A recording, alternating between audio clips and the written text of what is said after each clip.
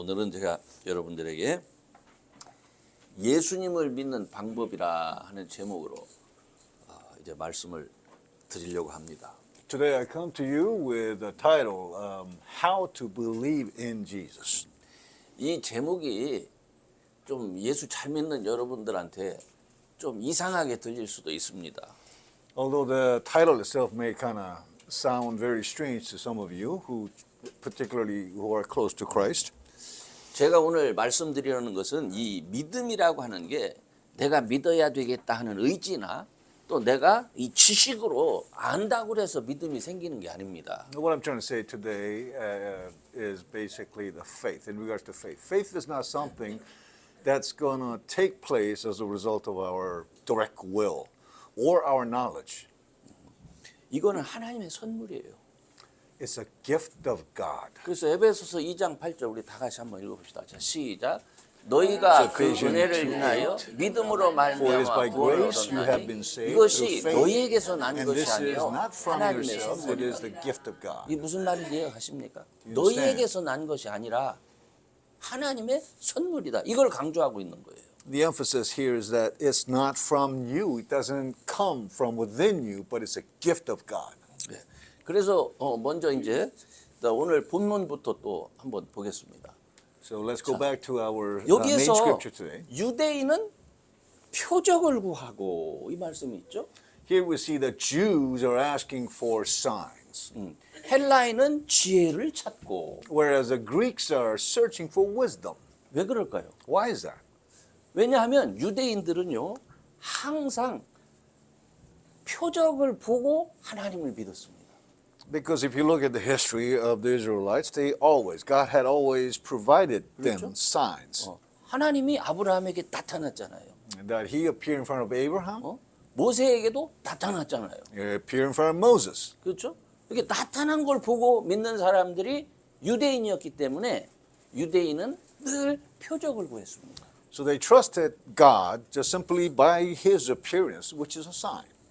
그런데 이방인들은 그렇지 않아요. However, the Gentiles were not that way. 이방인들은 이 이성적으로 또 논리적으로 생각하고 판단하는데 굉장히 많이 발전되어 있는 사람입니다. So you have to understand Gentiles, on the other hand, are more inclined to intellectual capabilities, and they had to think things out intelligently.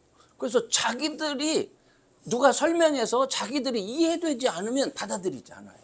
Therefore, if they simply didn't understand intellectually or intelligently what they have perceived, guess what? They will not accept it. 그래서 그들이 논리적으로 설명할 수 있는 신은 초월적인 신이에요. So the God that they could intellectually understand, logically understand, it is a God who is transcendent. 근데 이런 것들은요, 사실은 사도 요한도 마찬가지였어요. 그가 이상 중에 요한계시록 4장 7절을 보면 보좌 주변에 있는 어떤 물체를 봅니다. 근데 그걸 어떻게 표현할 수가 없어. 사람의 표현으로는 첫째 생물은 사자 같고, 둘째 생물은 송아지 같고, 셋째 생물은 얼굴이 사람 같고, 넷째 생물은 날아가는 독수리 같은데, 다 같은데, 그죠? 이렇게밖에 표현이 안 되는 거예요. So here's a description from the Apostle John's point of view as we look into the Revelation 4:7, where he is actually identifying the one creature with four different identities. The first living creature was like a lion. The second was like an ox. The third had a face of a man. And the fourth was like a flying eagle. 그러니까 여러분 오늘 본문 아까 고린도 교인들한테 야 예수님은 하나님이 보내신 메시아야. 이게 이해가 되겠습니까? So matching it up, I mean, if one is to assert that Jesus Christ is a Messiah that's been sent by God, would the Gentiles understand? 아니 하나님이 보내신 분이 어떻게 군병들한테 잡혀가지고 십자가에 죽을 수가 있느냐 이거죠. Nor for anyone. I mean, how is it possible that a God sent, or a man sent by God, or God Himself, would end up on a cross and being, go through the suffering that He did? 아니 사람한테 재판을 받고 십자가에서 처형당하는 그런 사람을 어떻게 신으로 믿을 수 있냐는 거예요. Again, this God supposedly is being judged by human being, men, and then he's on the cross. 그런데 그 예수를 믿는 사람들에게 하나님의 능력이 나타났습니다. However, to those who believed in Jesus, the Messiah, guess what? There was manifestation of power of God. 그들이 개인적으로 성령 하나님을 실제로 만나고 있었던 거예요. In fact, they were personally meeting the Holy Spirit, the God. 그렇기 때문에 세상 사람들은 이 사람들이 예수를 만났고 우리는 하나님의 능력을 안다라고 아무리 얘기를 해도 이 정신 나간 소리로 들렸던 겁니다. But so therefore, to the rest of the world who hasn't experienced, Holy Spirit like these guys, guess what? To them, it's going to be, really? You're out of your minds. 제가 사실 목회자로 제가 늘 관심 가졌다면 어떻게 하면 내가 사람들을 사람들에게 하나님에 대해서 잘 설명할 수 있을까였습니다. Of course, my concerns for the most part of my, life, a profession as a pastor is how do I explain the best that God loves them, that there's salvation, etc., etc. 어떻게 하면 사람들이 잘 믿고 이해할 수 있도록 할 수 있을까? 제가 거기에 관심이 있었습니다. How can they be? How can I explain so that they could truly believe and understand His ways? And those were really mainly my concerns. 이제 깨달은 것이 있어요. 이게 다 헛된 것이구나 하는 겁니다. Then I realized fairly recently that all this is really fruitless. 세상 사람들은요, 아무리 내가 설명을 잘해도 예수님이 하나님이 보내신 그리스도입니다. 아무리 얘기를 해도 그들에게는 그건 미련한 거예요. Because to the rest of the world, no matter how strong my assertion may be established, that Jesus Christ is the Messiah to give you an opportunity towards salvation, to them it is really foolishness. 바울 사도는요, 오늘 말씀을 통해서 이 사실을 하나님도 알고 계셨다는 거예요. So through the scripture that Apostle Paul writes, it's pretty clear that even God knew this. 근데 그럼에도 불구하고 사람들에게 미련하게 보이는 바로 그것을 증거하도록 한 이유가 뭘까? So despite the fact, what is the reason why God would allow them to testify in the manner, in such a foolishness to the world? 왜 하나님은 세상 사람들이 미련하게 여기는 방법으로 예수님과 하나님 나라가 증거되도록 하셨을까? Why in such a foolish method would allow, that God would allow to be testified in such a foolish method? 제가 이것을 정말 고민한 중에 한 가지를 분명하게 깨닫게 됐습니다. So I kind of contemplated on this over and over, and then at the end I came to a conclusion. 하나님께서는 전도를 위해서 먼저 믿는 사람의 삶 속에 나타난 경험을 사용하기 원한다는 거예요. And that is, the conclusion is God wants to utilize the experience of a believer, the experience of that believer, of him and God, him and the Holy Spirit. And he simply wants that experience to be utilized. 그러니까 이 전도에 미련한 것이라는 건요, 다른 사람들이 경험도 못했고 그들은 알 수도 없는 거예요. Therefore, there is this experience that we're talking about to be applied in the evangelism. Those who have not experienced would never understand. 단지 믿음을 가진 그 사람만 알 수 있는 거예요. Only those with faith will they understand. 예를 들어서 여러분 마가복음에 보면 거라사 지역에 무덤에서 살고 있던 귀신 들린 그 사람이 있습니다. As a matter of fact, when we look into the scripture, book of Matthew, we talk about there's a man possessed by demon, actually legion of demons in the near area Gerasa, which was on the east side of Galilee. 그런데 사람들은 이 사람이 무서워서 다 피했죠. So everyone just kind of, stayed away from him because they feared him. 근데 예수님이 그곳에 가셔서 그 사람을 만나 주시고 그래서 그 사람이 치유되고 온전해졌습니다. But Jesus met him personally and he healed him. Everything was restored and that's what he did. 이 사람이 고침을 받은 후에 이 사람은 예수님을 따르고 싶었어요. After he was healed, he was inclined. He wanted to follow Jesus. 예수님, 내가 예수님 따라가겠습니다. Jesus, I want to follow you wherever you go. 그러니까 예수님이 허락하지 않습니다. However, Jesus did not let that happen. 허락하지 않으시고 그 사람한테 뭐라고 얘기하냐면 여기 다 한번 읽어봐요. 시작. Instead, he said, 예수께서 as 배에 Jesus 오르실 was getting 때에 into the boat, 귀신 들렸던 the 사람이 man who 함께 had 있기를 been 간구하였으나 demon-possessed begged 허락지 to go with him. 아니하시고 Jesus 저에게 did not let 이르시되 him, but said, 집으로 "Go 돌아가 to your own people 주께서 and 내게 tell them how much 어떻게 the Lord 큰 has 일을 done for 행하사 you 너를 and how he 불쌍히 had 여기신 had 것을 mercy 네 on you." 친속에게 고하라. 이렇게 말씀하셨습니다. 여러분, 예수님을 만난 사람만 알고 확신하는 것을 증거하도록 한 거예요. Again, this is to testify of the experience, those who have actually met Jesus personally. 그러니까 복음은요, 지식이나 어떤 공부를 통해서 믿을 수 있는 것은 아닙니다. So therefore, the gospel is not something that you could come to believe or faith only through logics and studies. 예수님을 믿고 그 삶 속에서 이루어진 것, 그리고 그 말씀에 순종한 이후에 일어난 일들을 증거하는 거예요.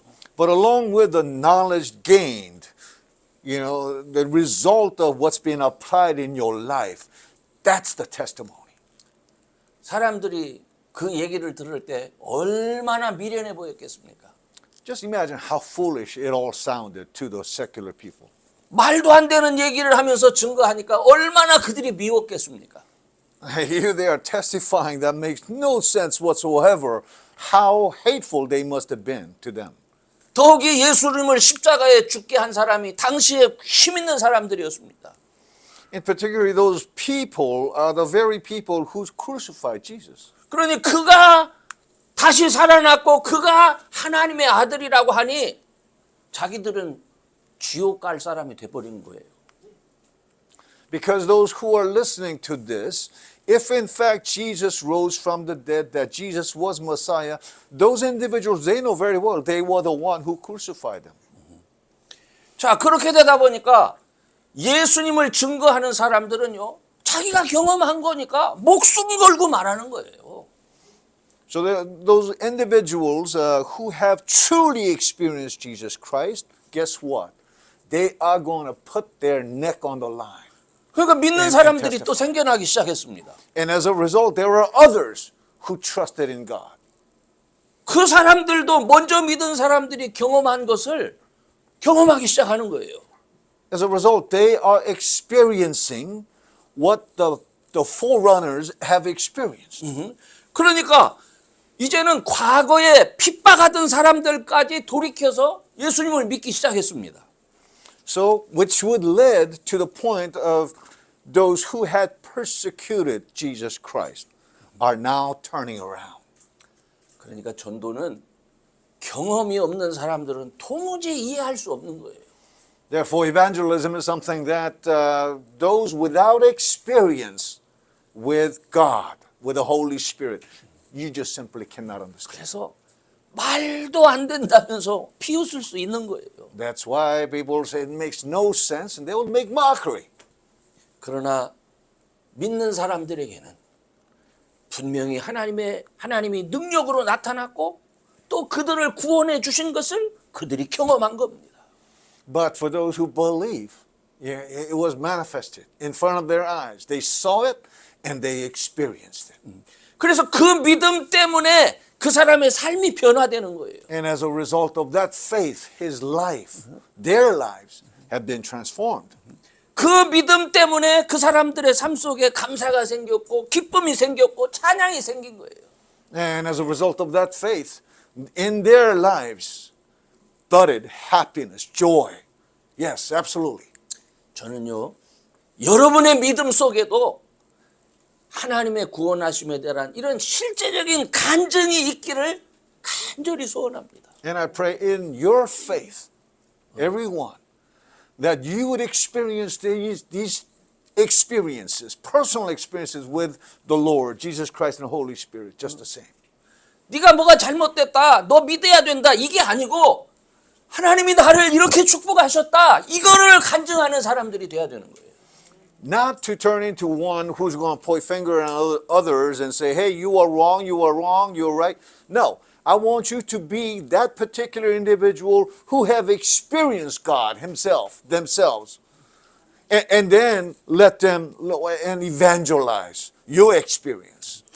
그래서요, 제가 두 번째로 말씀드리고 싶은 것은 하나님은 도무지 지혜로는 알 수 없는 거예요.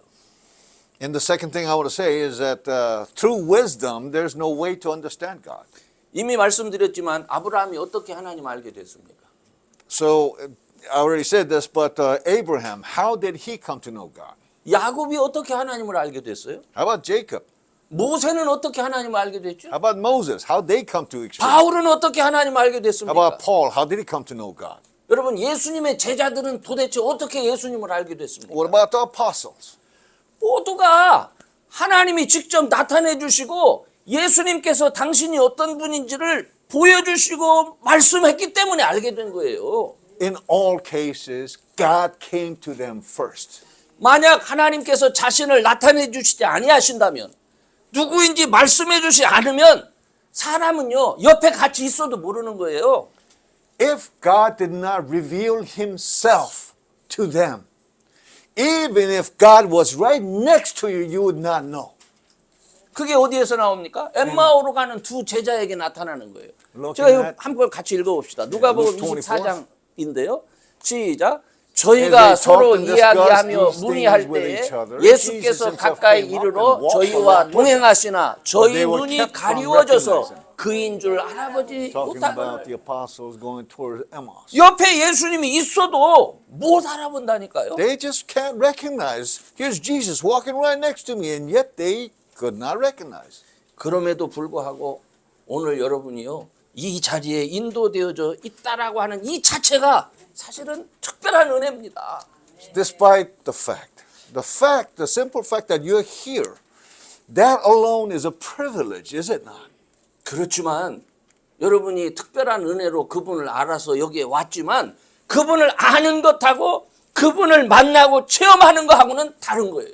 Although you came forth and you are occupying this space today because of your knowledge of Him, but knowledge of Him and experiencing Him is two different things. 여러분, 사도행전 10장에요, 고넬료라는 사람이 나옵니다. In Acts 10, there's a character named Cornelius. 그는 하나님을 경외하는 사람이었고 가난한 자를 구제하였고 늘 기도에 힘쓰는 사람이었습니다. So he is known to have worshipped God, he helped out the poor, and he's always praying. 그렇지만 하나님을 만난 적은 없습니다. However, he's never met God. 이탈리아에 대해 백부장으로서 유대에 파병돼서 유대인이 섬기는 하나님을 알게 된 거예요. So he was assigned as a centurion in charge of 100 people of the Italian army and assigned in Judea area. And through that assignment, he got to know this religion, Judaism. 그는 유대인들의 신앙에 관심이 있었기 때문에 유대인 신자들을 따라서 경건한 신앙생활을 하고 있는 거예요, 그냥. And because he took interest in their religion and he just sort of followed along, found out, hey, this is something that I need to look into. 우리는 이 고넬료를 예수 믿는 사람이라고 부르지 않습니다. However, we don't call this Cornelius a Christian. 그는 교인인 것처럼 보일 수 있어요. He may appear to be one of the congregation member. 그는 교인답게 기도 생활도 하고 있었어요. In fact, he prayed. He had prayer life. 그런데 그는 예수님을 모르고 있었습니다. However, he did not know Jesus Christ. 사도행전 10장은 고넬료가 어떻게 예수님을 알게 되었는지 말씀하고 있습니다. And Acts chapter 10 talks about how he, Cornelius, found Christ. 그를 찾아온 천사가 이렇게 말합니다. There was an angel that approached him, and he said the following. 고넬료야, Cornelius, 네가 한 기도, 네가 한 구제를 하나님이 기억하셔서 하나님께서 지금 너를 찾아오셨다 이렇게 말씀하신 거예요. So the angel said, hey, God has heard your prayers and God has seen your charity work. And hence he's here. 그곳에 오셔서 고넬료에게 하나님이 어떤 분인가를 가르쳐줄 베드로를 초청하게 하는 거예요. And then he allows or he makes Cornelius invite this individual, Simon the Peter, who is going to inform him, provide information on Jesus Christ. 근데 이때 멀리 요바에 있던 베드로에게도 이상한 일이 일어났습니다. It so happens a similar strange thing happens to Simon Peter, who happens to be in Joppa. 아니 베드로가 기도하는 중에 아주 이상한 환상을 보게 되는 거예요. And then he sees a strange vision. 그러니까 하늘이 열리고 큰 보자기 같은 것이 내 귀퉁이가 메어가지고 땅에 지금 내려오고 있습니다. The heaven opens in his vision. And then there's a large sheet that's being pulled in four corners, and it's just elevating down to him. 그 안을 보니까 율법에서 먹지 말라고 한 네 발 달린 짐승들, 뭐 땅에 기어다니는 이런 파충류 날짐승들이 들어 있었습니다. And on the big, large sheet was all the kind of animals, the four-footed animals that the Bible or the Pentateuch at the time strictly forbids eating. 그 베드로가 혐오스러운 눈으로 그것을 이렇게 쳐다보고 있는데 하늘에서 음성이 들려옵니다. And so here's Peter just kind of looking at it as like, oh no, what is going on? And then he hears a voice from heaven. 베드로야, 일어나서 그걸 잡아먹어라. And the voice says, go ahead and eat. 베드로가 얘기합니다. 주님, 저는 이렇게 속되거나 부정한 것을 지금껏 먹어본 적이 없습니다. And Peter replies back to God, Lord, I've never eaten such impure and unclean things. 저는 안 먹겠습니다. I won't eat them. 그렇게 하니까 다시 두 번째 음성이 또 들리는 거예요. And then the second voice comes. 내가 깨끗하다 한 것을 속된 것이다 이렇게 말하지 말아라. The voice says, do not call things impure that I made for you. 그런 일이 세 번이나 계속되는 거예요. And this repeats 3 times. 그리고 나서 보자기가 하늘로 올라갑니다. And then the sheets elevates back up into heaven. 베드로가 아니 도대체 이게 뭔 일이야 하면서 이렇게 골똘히 생각하고 있을 때 And as Peter was contemplating on what just happened, what is this vision about? 고넬료가 보낸 사람들이 밖에서 베드로의 문을 두드리고 있었습니다. Then he heard a knock on the door. And the door was being knocked by people who Cornelius had sent. 그러니까 그때 성령께서 야 너를 찾는 이 세 사람을 따라가라. 주저하지 말고 빨리 가이사랴로 내려가라 이렇게 말씀합니다. Then immediately he heard the Holy Spirit prompting him, don't worry about it, go with them, the 3 people. 베드로는 그를 찾아온 사람들이 바로 가이사랴의 백부장 고넬료가 그를 찾고 있다는 것을 알게 됩니다. And then he finds out that in fact the centurion, Italian centurion, Cornelius is looking for him. 베드로는 성령 하나님의 인도하심을 따라 그를 만나게 됩니다. And being led by the Holy Spirit, he ends up meeting him.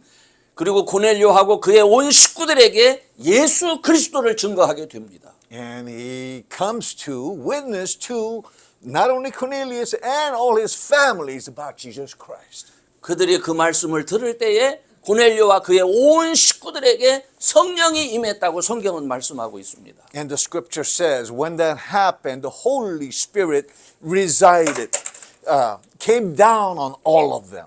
여기서 아주 중요한 게 있어요. Here's a very important issue here. 분명히 예수님을 알기 전에 이미 하나님을 경외하며 시간에 맞춰서 기도하고 있었다니까요.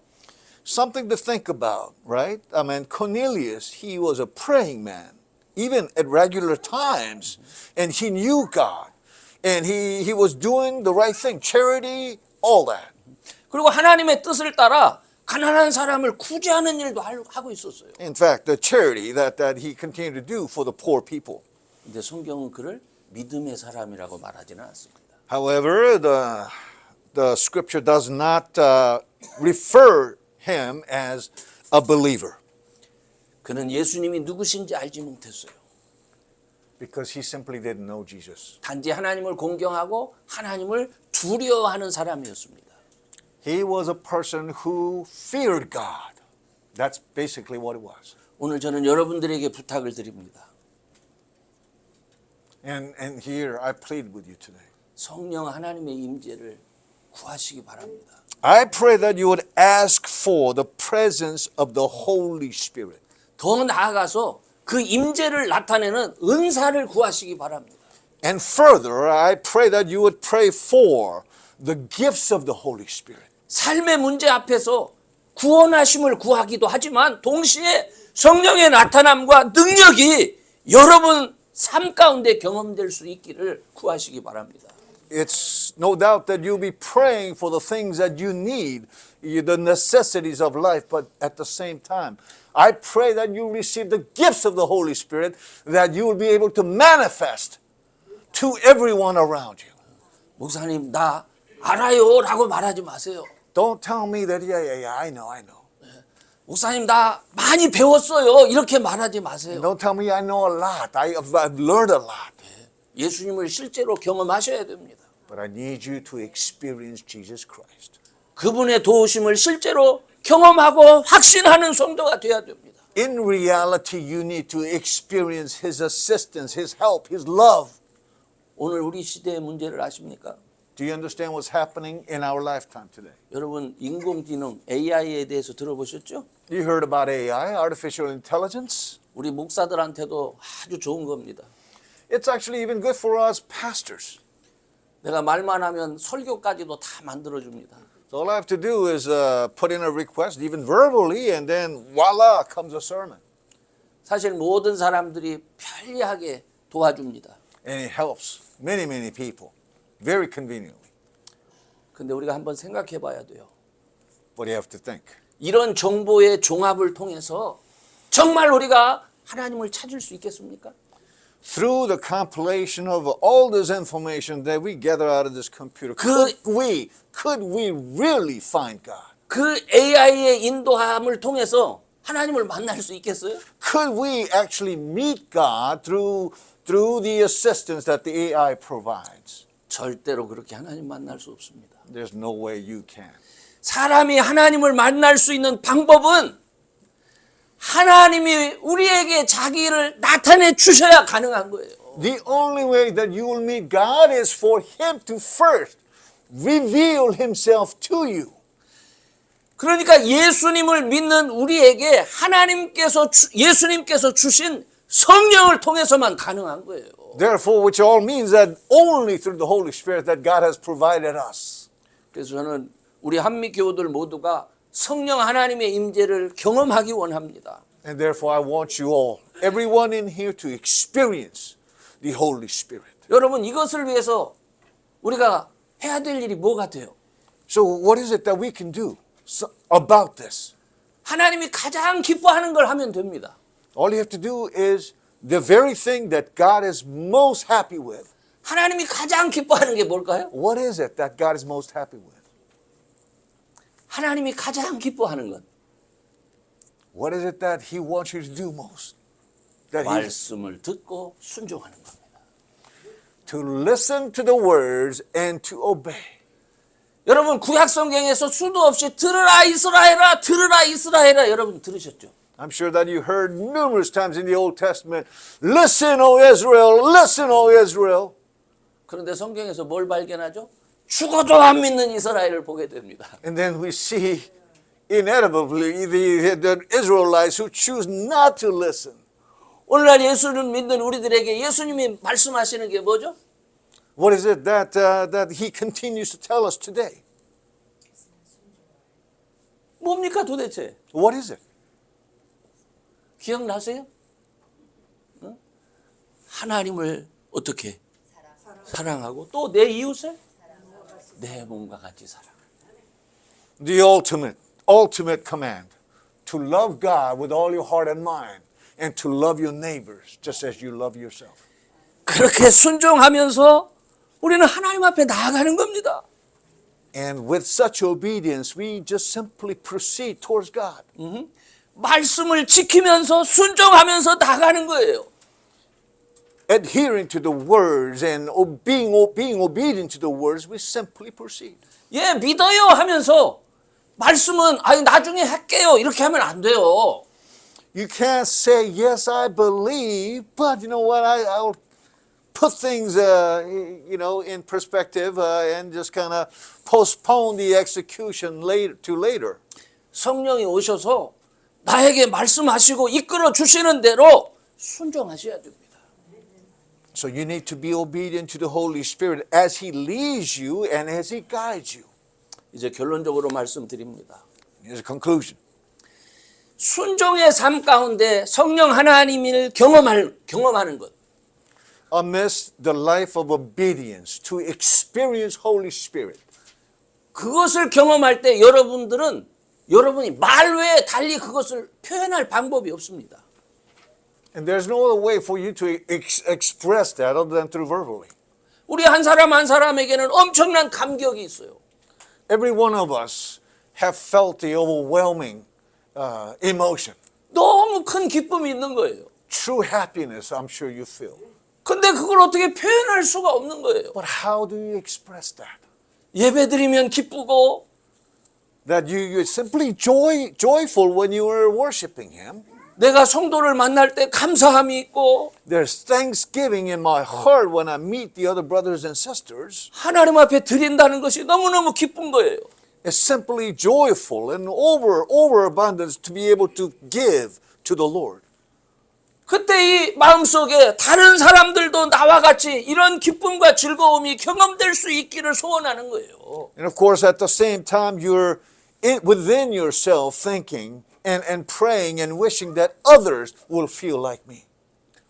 올 한 해 우리 교우들이 이것을 위해서 기도할 수 있기를 바랍니다. And I pray that every one of you will be able to pray for exactly this. 반드시 여러분 각자에게 찾아오신 성령 하나님으로 인해서 And through the Spirit that He comes to you, 감격하고 기뻐하고 be overwhelmed with the emotion and be happy.